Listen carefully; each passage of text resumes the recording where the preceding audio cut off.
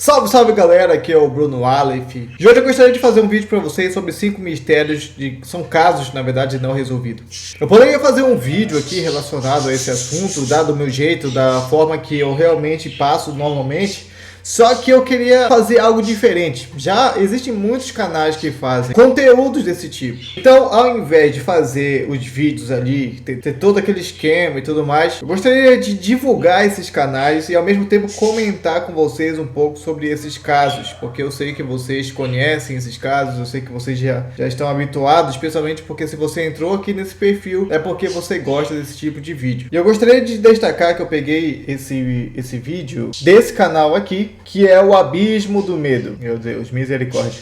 E alguém que só gosta desse tipo de coisa. Na verdade, se você também é o tipo que só gosta desse tipo de coisa, deixa aí a tua curtida, deixa aí teu comentário, porque a gente tem muito o que conversar. Eu não sou muito a favor de coisas relacionadas a fantasmas e tudo mais. Apesar de que eu gosto das questões espirituais também, mas esse tipo de coisa de fantasma pra mim não existe. Mas eu gostaria de falar um pouco sobre esse vídeo aqui, né, que são mistérios não resolvidos, que são 5 casos e a gente vai comentar um pouco sobre eles. Eu vou deixar aqui pra gente ir, você vai me acompanhar. E hoje no Abismo do Medo, nós iremos acompanhar casos misteriosos que até hoje permanecem sem uma solução definitiva, mas que mesmo assim existem várias teorias e possibilidades que tentam desvendar esses mistérios. Como por exemplo, uma família que vivia no interior e que do nada...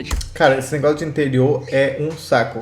Eu já fui pra interiores e, meu Deus, eu não sei como é que tem pessoas que conseguem morar no interior, meu amigo. Parece que a curupira tá lá o tempo todo, parece que, sei lá, o que é que tá lá o tempo todo. Dá a impressão de que tu tá sendo vigiado o tempo todo. E muitos casos assim acontecem no interior. Tiveram um surto coletivo e fugiram de casa, achando que estavam sendo perseguidos por um assassino que nem sequer existia.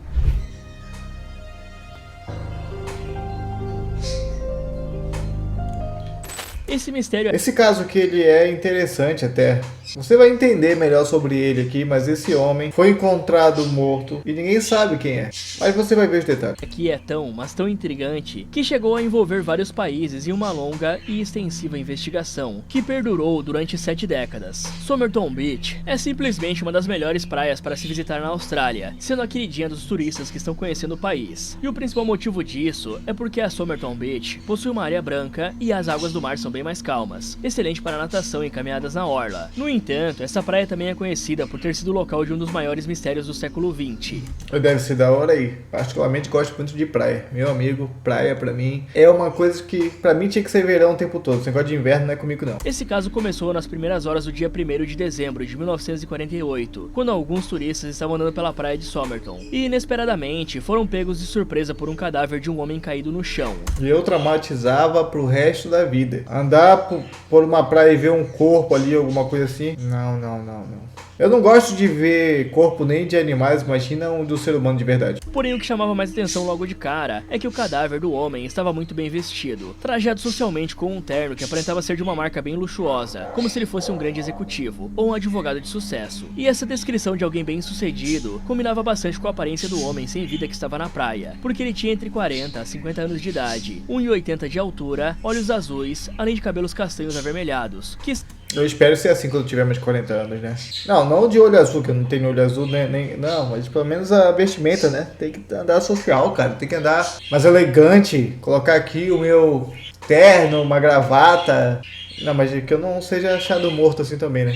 Estavam começando a ficar grisalhos por conta da idade. Então, quando aqueles turistas chamaram a polícia e disseram que encontraram um corpo na praia, a investigação logo teve início. E a primeira possibilidade levantada pela polícia é que o homem havia sido eliminado por alguém. Só que apesar disso, não haviam sinais de luta corporal no cadáver do sujeito, e nem mesmo evidências de um possível envenenamento. Ou só estava morto, do nada, ataque cardíaco foi verificado. seja, aquele era um mistério dos grandes, que precisava ser solucionado. E quando foram revistar os bolsos do terno que o homem usava, infelizmente não encontraram nenhum documento de identificação que pudesse fornecer o nome e o sobrenome do sujeito. Além do mais, as etiquetas do terno foram arrancadas por alguém, em uma clara tentativa de impedir que descobrissem a empresa que fabricou o terno.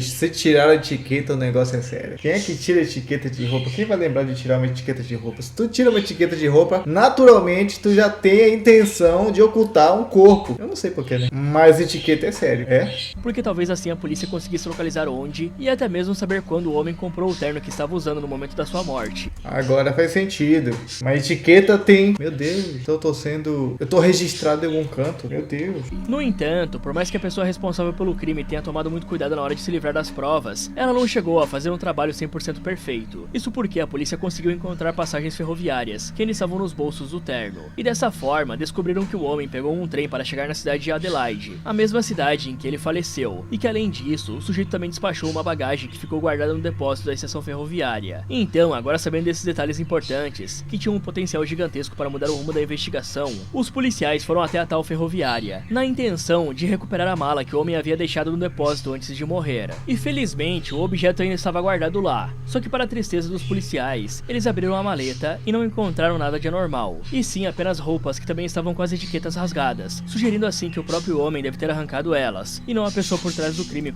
Putz. E eu botando uma fé em quem tinha feito o negócio bem feito. Mas aí foi o próprio cara. Aí o negócio fica pior. Como que algo assim pode acontecer, enfim. Como inicialmente parecia. Mas nesse momento da investigação, os policiais já não sabiam mais qual seria o próximo passo. Porque todas as pistas que eles encontraram acabaram os levando a lugar nenhum. A um beco sem saída. Só que para dar continuidade, eles decidiram pedir a ajuda de outros países. Como os Estados Unidos e também o Reino Unido. E o principal objetivo dessa parceria seria tentar descobrir a nacionalidade do homem que morreu na praia. Então, para isso, os policiais australianos coletaram as impressões digitais do sujeito e enviaram para vários países, porque desconfiavam que ele poderia ser um turista. No entanto, por melhor que tenha sido essa ideia, nenhum país tinha registro das impressões digitais daquele homem, o que era algo muito estranho, porque ficou parecendo que ele não tinha nacionalidade. Como Caramba, é o professor do La Casa de Papel, um espião, cara, é bom. Se fosse um fantasma, um homem sem identidade. Sendo que esse caso até chegou a parar nas mãos de um homem chamado John Edgar Hoover, que era simplesmente o diretor do FBI naquela época. E Edgar concluiu que as impressões digitais do homem não correspondiam com nada que eles tinham guardado nos arquivos dos Estados Unidos. Mas calma que esse caso não acaba por aí, já que alguns meses depois, um patologista fez um novo exame no corpo e achou algo que os policiais não tinham conseguido encontrar. Era um pedaço de papel escondido dentro do mesmo terno de luxo, e esse pedaço continha a enigmática frase Taman Shud, que significa o fim na língua persa. Então agora você deve estar pensando que a nacionalidade do homem é justamente a persa, e que ele deve ter viajado de lá até a Austrália. Na verdade não, né? Dá a impressão de que alguém que colocou isso lá, dizendo acabou, miserável. É a impressão que eu tive. Onde infelizmente morreu. Porém esse caso é bem mais complexo, porque um dia antes do homem morrer, uma testemunha encontrou por acaso um livro jogado no chão, do lado de fora do seu carro, e aquele mesmo pedaço de papel encontrado no terno do homem havia sido arrancado do livro encontrado pela testemunha. E aquilo basicamente queria dizer que o livro poderia levar os policiais a solucionar esse caso tão emblemático. E aí, quando foram analisar com calma o mesmo livro de onde saiu o pedaço de papel que estava dentro do terno do homem, os policiais perceberam que alguém havia escrito um número de telefone na contracapa, e talvez o próprio dono do livro tenha colocado seu número ali, para alguém devolvê-lo no caso dele perder. Mas quando a polícia localizou o endereço da pessoa dona do livro, descobriram que se tratava de uma mulher, e ela ficou aterrorizada quando os policiais contaram que o livro tinha uma ligação com a morte de um homem, só que aparentemente a mulher não cometeu o crime, e sim apenas perdeu o seu livro no estacionamento. Então esse caso permaneceu sem nenhuma atualização durante várias décadas, quase como se tivesse sido encerrado. Caramba. Imagina ser policial e lidar com uma coisa dessa, cara. Será que o salário compensa? Pô, mas pra quem gosta de um bom mistério, uma boa fofoca, isso aí é da hora. Imagina tanta coisa pra tentar entender. Porém, tudo mudou em 2022, quando um pesquisador chamado Derek Abbott, da Universidade de Adelaide, pediu a permissão da polícia para fazer uma nova exumação do corpo, com a intenção de coletar amostras de DNA para uma nova pesquisa. E como o Derek vivia na cidade de Adelaide, a mesma em que o mistério começou, ele vinha se dedicando bastante a tentar solucionar o caso. E aí, para ajudá-lo nessa árdua tarefa, Derek se juntou a uma genealogista americana chamada Colleen Fitzpatrick, e juntos os dois construíram uma árvore genealógica complexa, com cerca de 4.000 nomes, que levaram eles a esse rosto que está aparecendo agora, que seria supostamente do homem que morreu na praia em 1948. Ah, mas não viram o rosto dele anteriormente? Não tinha alguma foto, alguma coisa assim? Tiveram que reconstruir na IA e não tinha uma foto? E segundo os dois pesquisadores, esse homem se chamava Carl Charles Webb, nascido em 16 de novembro de 1905, na cidade de Melbourne, localizada na Austrália, ou seja, ele seria australiano mesmo. Já essa outra imagem bem interessante mostra o molde de gesso feito a partir do rosto do cadáver encontrado na praia. E agora eu vou deixar que vocês comparem o molde com a foto para ver se realmente se parece. Ah, não, tá aí a foto, né? E sim, tá parecido, né? A estátua parece morta também. Essa é a foto original? Espero que sim, pra não ser enganado, né? Mas tá bem parecida. Sim. E vale ressaltar também que não é 100% confirmado que o nome dele seja de fato Charles, porque os pesquisadores também podem ter cometido um erro, ou se equivocado durante a pesquisa. Porém, mesmo com essa nova atualização do caso, até hoje ninguém sabe realmente a verdade por trás desse mistério. E até existem várias teorias malucas, dizendo que o Charles era um espião que morreu durante uma missão ultra secreta, e que por isso nenhum dos países envolvidos na investigação forneceu uma resposta. E faz sentido, missão secreta e tal, mas porque ninguém foi atrás do corpo também. O cara não tem identidade nem nada, não tem família. Como é que fica? Bizarro.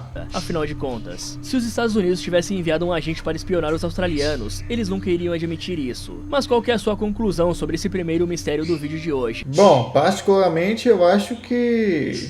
eu não sei o que eu acho na verdade, mas me dá pena do cara, né? Eu acho que ele foi assassinado. Mas assassinado por quem? Por ele mesmo? Isso demonstra que, sei lá, espiões, governo e tal, tem um poder pra fazer desaparecer teu corpo de uma forma rápida. Você acha que o homem na praia realmente era um espião?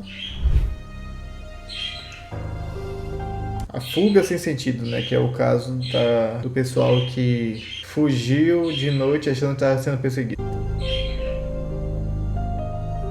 Quando estamos passando por um momento extremamente difícil em nossas vidas, uma das primeiras coisas que passam em nossa mente é a vontade de fugir, deixando tudo para trás. Tô tentando fazer isso até hoje, mas tá difícil, cara. Porque o maior problema da minha vida sou eu mesmo. E aonde eu vou, eu tô lá. Aí fica difícil. Como fugir de mim? E dentre outras coisas também que dá vontade de fugir, né? Mas pra onde? Eu particularmente não consigo fugir de um problema. Eu quero é resolver o problema pra me livrar logo. Assim poder ter paz e não ser mais perseguido pelos problemas. No entanto, essa família que está aparecendo agora não tinha nenhum motivo para fugir. Isso porque eles tinham bastante dinheiro, viviam em um lugar agradável e ainda eram muito unidos. Só que apesar disso, ainda assim eles fugiram e deixaram tudo para trás, abandonando a casa e seus bens materiais, criando assim um enorme mistério, que deixou tantas pessoas quanto os policiais intrigados. Mark e Jacob Tromp, de 51 e 53 anos de idade, eram um casal que estavam juntos há várias décadas e que construíram uma linda e bem-sucedida história de vida, da qual se orgulhavam bastante. Os Tromp eram proprietários de uma fazenda localizada em Melbourne, na Austrália, mas além de serem os donos de um grande pedaço de terra, eles também utilizavam esse mesmo espaço para praticar agricultura familiar, e dessa forma ganhavam muito dinheiro plantando e vendendo groselha. E eles ainda contavam com a ajuda dos seus filhos para gerir esse negócio de família. Os filhos se chamavam Rihanna, de 29 anos, Mitchell, de 25 e por último, ela, de 22 anos. Então, como todos já eram adultos e maduros, eles davam uma bela ajuda para seus pais, auxiliando nas tarefas e cuidando da fazenda que iriam herdar no futuro. Já segundo alguns relatos de pessoas que conheciam a família Tromp, eles eram calmos e tranquilos. Ou seja, uma família perfeita americana morando numa fazenda, todo mundo ali unido, show de bola até aí, pelo menos pelo que está sendo comentado, né? Sendo uma família unida, saudável e normal, sem nenhum indício de que eles pudessem ter um transtorno mental. Porém, apesar de serem considerados uma família perfeita, os Tromp simplesmente enlouqueceram de uma hora para outra. Isso mesmo, eles começaram a agir de forma paranoica, como se do nada tivessem pirado totalmente. Tudo começou no dia 29 de agosto de 2016, quando os Tromp entraram no carro e abandonaram a fazenda, dirigindo para bem longe dela e deixando para trás todos os seus pertences, como identidades, os passaportes, cartões de crédito e celulares. Ué, uma família perfeita, padrão, fugindo, ué. E aí, conforme os dias se passavam, os vizinhos perceberam que os Tromp abandonaram a propriedade, e por isso acharam aquilo muito estranho, pois se a família pretendesse fazer uma viagem para se divertir, eles certamente avisariam os vizinhos antes para que ficassem de olho na casa. Então, com a ausência dos Tromp, os animais da fazenda se encontravam completamente abandonados, precisando de comida e de água, e como se tratava de um caso incomum e alarmante, os vizinhos ligaram para a polícia. Ainda tinha os animais lá ainda, cara, simplesmente deixando tudo, largando tudo, que coisa. E demonstraram toda a sua preocupação. E logo de cara, os policiais começaram a trabalhar com a possibilidade de um sequestro, porque era o que mais fazia sentido. Afinal de contas, uma família rica havia estado sem levar os documentos e celulares, e por isso poderiam ter sido vítimas de um sequestro seguido de extorsão. No entanto, os policiais não poderiam imaginar que a verdade por trás desse caso seria algo completamente bizarro e que não tinha nada a ver com o sequestro. E essa mesma verdade veio à tona 5 dias após o sumiço, quando os policiais começaram a encontrar os membros da família em localidades separadas, como se cada um deles tivesse separado e seguido por um caminho diferente. Ah, melhor ainda, que bom que foram encontrados, cara. Porque senão seria pior ainda não ter uma notícia deles. Os animais estão preocupados com vocês. Continuamos. Mitchell, o único filho homem da família, foi o primeiro a ser encontrado. Ele estava em Nova Gales do Sul, que fica a impressionante 800 km de distância da fazenda da família. E mais tarde, após ser encontrado, o Mitchell contou toda a verdade, dizendo que tudo teve início quando seus pais começaram a agir de forma paranoica, porque achavam que alguém estava os perseguindo para tentar eliminá-los, e que por isso todos tinham que fugir de casa, deixando tudo para trás. No entanto, por mais que os seus pais e também as suas irmãs estivessem agindo de forma paranoica, o Mitchell era o único que estava bem da cabeça, e por isso ele levou o seu celular na viagem, sabendo que poderia precisar do aparelho em uma situação de emergência. Porém, em um dado momento da viagem de carro, os seus pais o forçaram a jogar o celular pela janela do veículo, dizendo que o suposto assassino iria rastreá-los por causa do celular que o Mitchell trouxe. Caraca, do nada uma paranoia. E eu imagino quão difícil deve ter sido para ele jogar o aparelho fora. Afinal de contas, hoje em dia uma boa parte de nossas vidas está no celular, mas como sua família inteira estava agindo de forma paranoica, ele meio que acabou acreditando que um assassino poderia de fato estar atrás deles.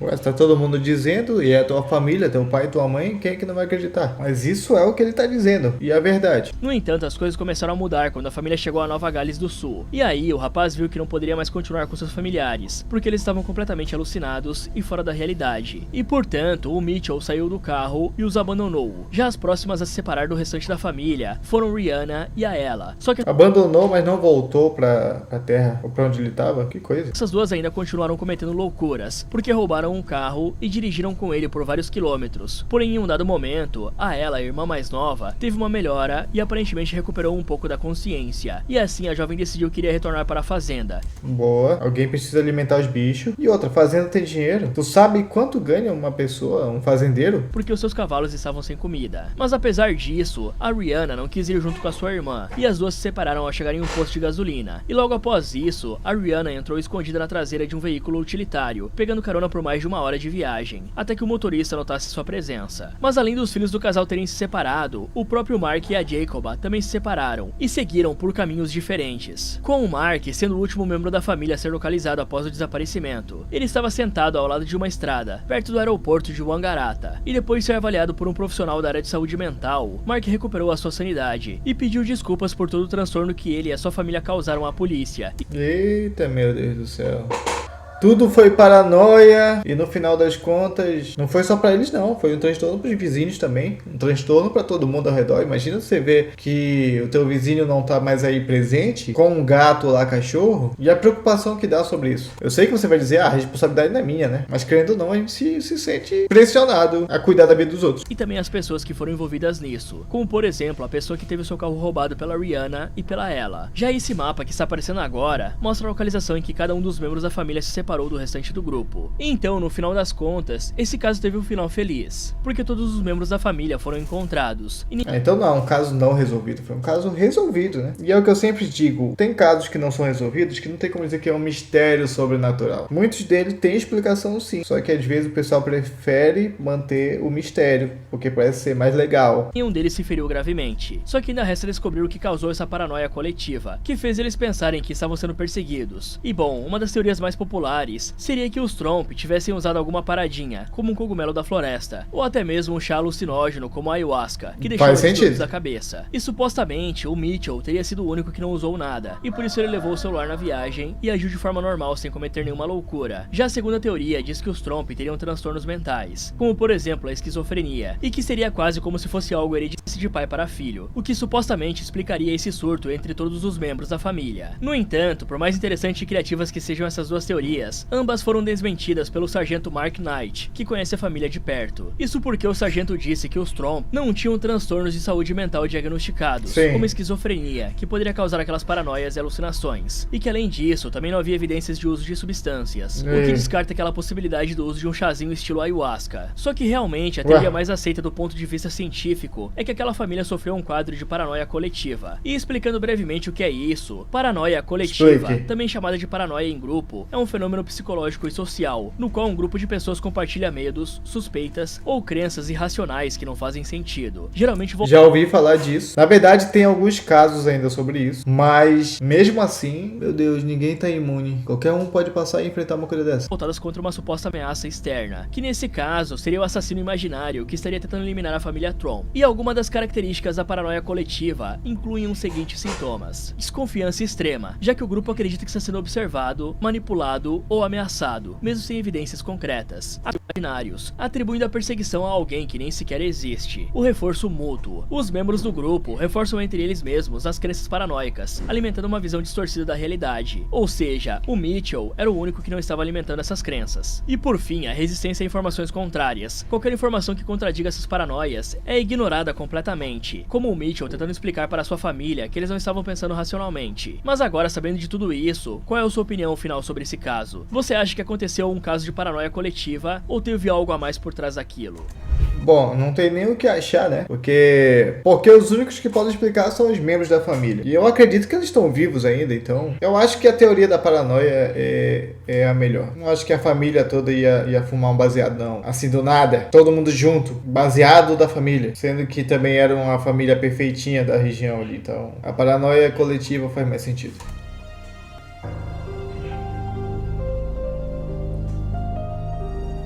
Escutar rádio é um hábito muito antigo, mas que atualmente está ficando cada vez mais esquecido e deixado de lado pelas pessoas. Então, se antes as pessoas gostavam de dormir ouvindo a famosa rádio Love Songs, hoje em dia a maioria da população só escuta rádio dentro do carro. E em raras ocasiões... olhe lá, exatamente. Quase não ouço não. Dentro do meu carro eu vou lá e coloco as minhas próprias músicas, né? Não preciso muito disso. A rádio muitas vezes só toca o que eu não quero.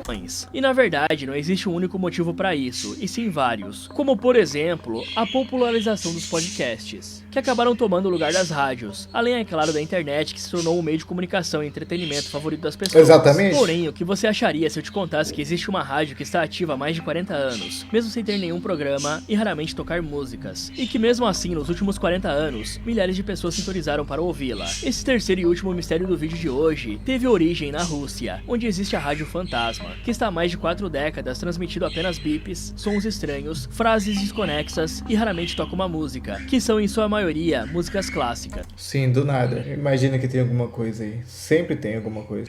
Mas para elucidar... Eita.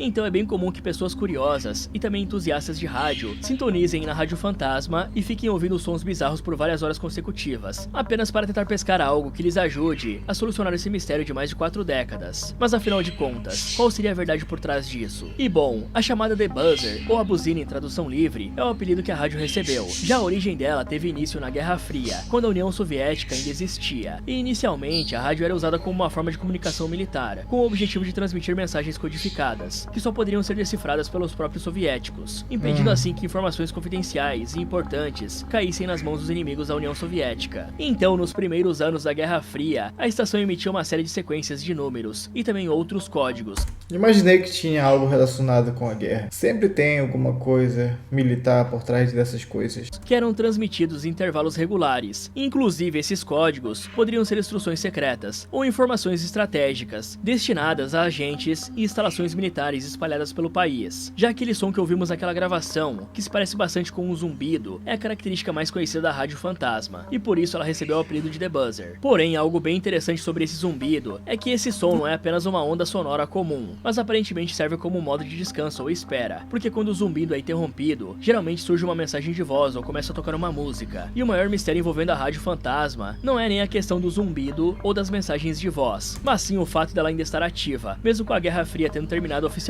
há 34 anos atrás. É isso que eu ia dizer, ninguém foi investigar sobre isso aí, é algo que... mas se bem que tem coisas que algumas pessoas são interessadas por esse assunto, outras pessoas não. Isso é mais comum do que a gente imagina. Ou seja, não tem nenhum motivo lógico para a Rádio Fantasma continuar ativa até hoje. Além do mais, como ela se tornou conhecida pelo público, não teria por que continuar enviando mensagens secretas através da Rádio Fantasma, justamente porque ela não é mais secreta, e sim conhecida por várias pessoas. Então, várias teorias surgiram para tentar descobrir o verdadeiro propósito da Rádio Fantasma, principalmente porque o governo russo nunca deu nenhuma declaração oficial sobre o tema. A primeira teoria diz que a rádio está sendo utilizada até hoje para comunicação militar, mas não seria qualquer tipo de comunicação, e sim apenas em alguns casos de extrema emergência, como por exemplo um ataque nuclear ou um desastre que abale a maior parte da comunicação do país. E nesse caso, tão antiga quanto essa, poderia ser útil para os militares. Já a segunda teoria é bem mais maluca, porque ela diz que supostamente a rádio estaria sendo utilizada para controle mental, ou pelo menos para testar esse tipo de armamento ultra secreto, visto que existe toda uma teoria da conspiração envolvendo o sinal 5G, que também é um tipo de sinal de rádio. E segundo essa teoria, todo mundo gosta de uma teoria da conspiração, então é óbvio que eu vou inventar esse tipo de coisa. O sinal 5G seria prejudicial para nós seres humanos, então por isso a Rádio Fantasma continuaria ativa até os dias atuais, sendo que durante a Guerra Fria, vários experimentos cruéis e desumanos foram conduzidos pela União Soviética e também pelos Estados Unidos, e isso coincidiu justamente com a época em que a Rádio Fantasma começou a transmitir os sons estranhos há 40 anos atrás. Mas é claro que tudo não passa de uma teoria. No entanto, no ano de 2010, aconteceu várias atividades incomuns, porque a rádio simplesmente saiu do ar por um dia inteiro e voltou a transmitir no dia seguinte. Do mesmo ano, a transmissão sofreu diversas pausas, e no dia 25 de agosto, foi possível ouvir pessoas caminhando por um cômodo. Isso só reforça o que eu tinha dito antes, quando eu falei que algumas pessoas ficam escutando a rádio o dia inteiro, para tentar descobrir a verdade por trás dela. E temos que concordar que essas pessoas são bem desocupadas. Ou se você preferir, elas são bem dedicadas a essa tarefa de tentar resolver o mistério. E teve até mesmo uma ocasião em que a rádio transmitiu trechos do musical Lago dos Cisnes. E sabe-se lá o motivo de terem transmitido isso. Talvez alguém envolvido na rádio seja um fã desse musical. Já no mesmo período de 2010, eles trocaram a localização da rádio, porque inicialmente o sinal estava vindo de uma base militar russa, localizada na cidade de Povarovo, e agora o mesmo sinal está vindo de São Petersburgo, e também de Moscou. Isso nos mostra que por algum motivo, o Putin ainda está interessado em manter a rádio ativa. Só que as pessoas mais... Exatamente, então tem alguma coisa por trás aí, porque se estão mudando de lugar e ela ainda está ali, tem alguém por trás que está fazendo as coisas, e não iam manter isso por acaso. Curiosas e corajosas, foram até a antiga base militar localizada na cidade de Povarovo, para investigar o local e ver se conseguiu encontrar respostas relacionadas à Rádio Fantasma, porque depois da mudança, a base ficou completamente abandonada, com apenas um cão de guarda ajudando a vigiar o local. E segundo as lendas, essas pessoas conseguiram encontrar um livro que continha detalhes da transmissão, porém eu não acredito que os militares iriam esvaziar a base inteira e deixar para trás justamente um livro que continha detalhes da Rádio Fantasma. Ou seja, parece mais que essa história do livro é apenas um boato. Bom, o nosso mundo é cheio de mistérios, e tem coisas que nós só vamos saber no céu quando for revelado todas as coisas. Esses mistérios ainda intrigam, na verdade alguns não, né? Mas eu achei interessante aqui os mistérios colocados. O que você achou? Deixa aí no comentário, te inscreve aí no canal e te aguardo no próximo vídeo. Falou, é nóis, tchau, tchau.